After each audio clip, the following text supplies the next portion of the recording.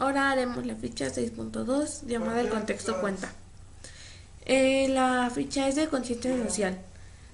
Nunca seas maltratado en el silencio. Nunca te permitas a ti mismo ser una víctima. No aceptes que nadie defina tu vida. Defínete a ti mismo. Defínete a ti mismo. Time Fields.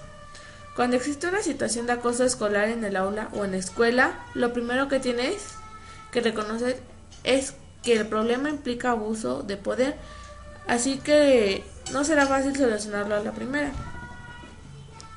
Una posibilidad es pedir ayuda a una autoridad de la comunidad educativa para que detenga una situación desequilibrada y violenta. El acoso escolar involucra a una persona que acosa. A quien es acosado y a quienes observan la situación también influyen en el ambiente que se vive en tu entorno, en el que tal vez se ha naturalizado la violencia. El reto es argumentar posibles obstáculos y soluciones en una situación escolar conflictiva, considerando el contexto sociocultural de los involucrados. Actividad 1. Debemos de leer en pareja la siguiente situación que viven los personajes, ¿no?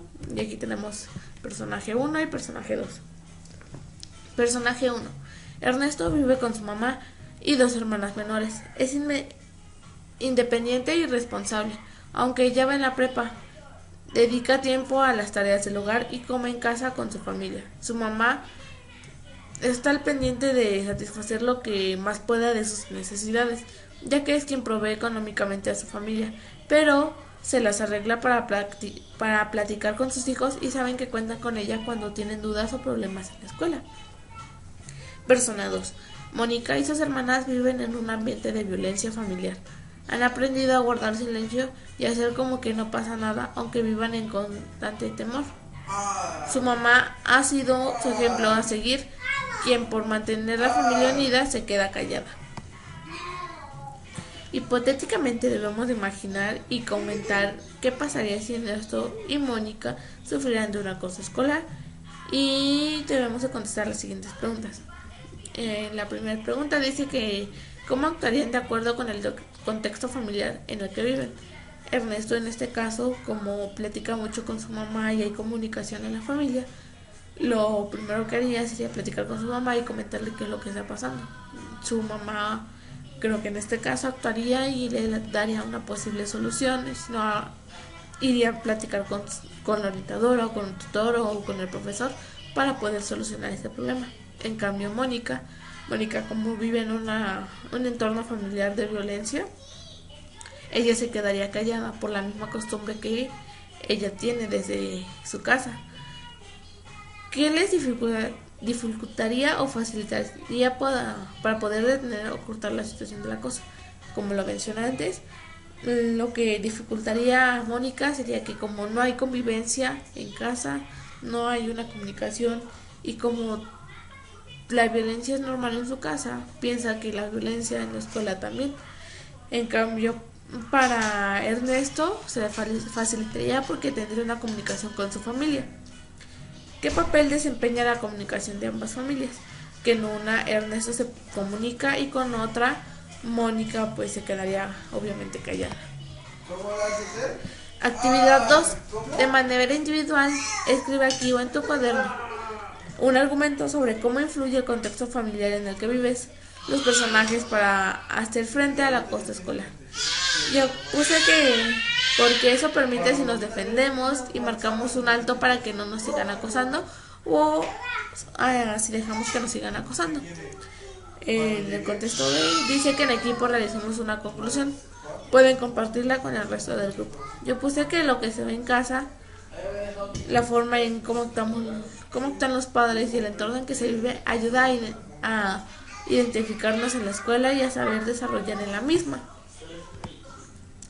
En parejas debemos de comprar nuestros argumentos y tratar de enriquecer los puntos de vista de diferentes personas. Reafirmo y ordeno.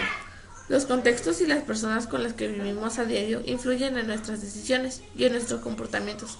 A medida de experimentos mayores niveles de justicia, desarrollamos criterios que nos permiten reconocer cómo proceder ante situaciones conflictivas, así como entender a las partes que están involucradas. La finalidad es analizar estas situaciones, es poder traducir en actitudes para la escuela, pero también para la vida. Las competencias que determinan equilibrar los niveles de justicia y de poder de lo que eres, parte para tu desarrollo y de las personas que sean más plenas. Escribe en un minuto lo que te llevas de la lección. La enseñanza que tenemos desde casa ayuda a actuar y a defendernos en la misma. Si vivimos violencia en casa y somos sumisos en la misma, provoca que en la escuela seamos así. Bueno, dice que para nuestra vida diaria, pon en práctica tu conciencia social, ofrece y pide ayuda a tus amistades y familiares cuando lo puedas hacer o lo requieras. Y revisen entre sí que las relaciones sean lo más simétricas posibles para evitar un desequilibrio de poder que puedan llevar a las actitudes o comportamientos de violencia. ¿Quieres saber más? Puedes hacer mucho para evitar el acoso escolar. Denúncialo cuando seas testigo o pide ayuda para saber más sobre el tema. También puedes navegar en un sitio del Programa Nacional de Convivencia Escolar de la Secretaría de Educación Pública y nos dejan el link. El glosario es en grupo de pares, un grupo de personas que comparten un estatus igual, por ejemplo son estudiantes con la misma edad o con un rango similar. El concepto clave es acoso escolar. Se refiere a toda conducta intencional, direccionada, frecuente y en desigualdad de poder. Para considerar una conducta como acoso escolar, debemos observar que cumpla con las 3 características: intención, retención y duración. Esto sería todo de la ficha 6.2.